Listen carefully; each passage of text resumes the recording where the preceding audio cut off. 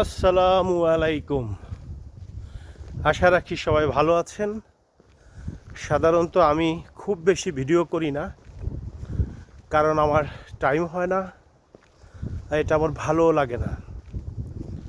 তো একটা কথা বলার জন্য উপস্থিত হলাম। হৃদয়ে বাসনা তেজেছে, হৃদয়ে বাসনা তেজেছে আমার না, বাংলাদেশের ৭১-এর বাংলাদেশ বিরোধী, মুক্তিযুদ্ধ বিরোধী, বাংলাদেশ জনগণ বিরোধী যারা ছিলেন, সেই রাজাকারের দল জামাত ইসলামের বাসনা তেজেছে রাষ্ট্র ক্ষমতায় যেতে হবে। রাষ্ট্র ক্ষমতায় যেতে হবে, সেটা যা কিছুর বিনিময়ে হোক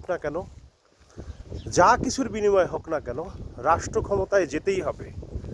সেটা মানুষ খুন করে হোক, ঠিক আছে, আর দেশ বিরোধী চুক্তি হোক, অথবা কিছু টিকেটের কেউ বলে যে ভেস্তের টিকিট, সেটারও টিকিট নাকি তারা পেয়ে গেছেন, সেটারও বিনিময়ে তারা রাষ্ট্র ক্ষমতায় যেতে পারে।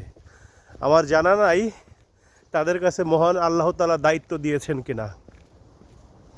তো যাই হোক না কেন, এই জামাতের দোসর ইউনূস, সেও তাই তার প্ল্যান অনুযায়ী তার মেটিকুলাস ডিজাইনের মাধ্যমে জামাতকে এবং এনসিপি এই সন্ত্রাসী দলকে ক্ষমতায় নেওয়ার জন্য যা করার দরকার সেটা করবে।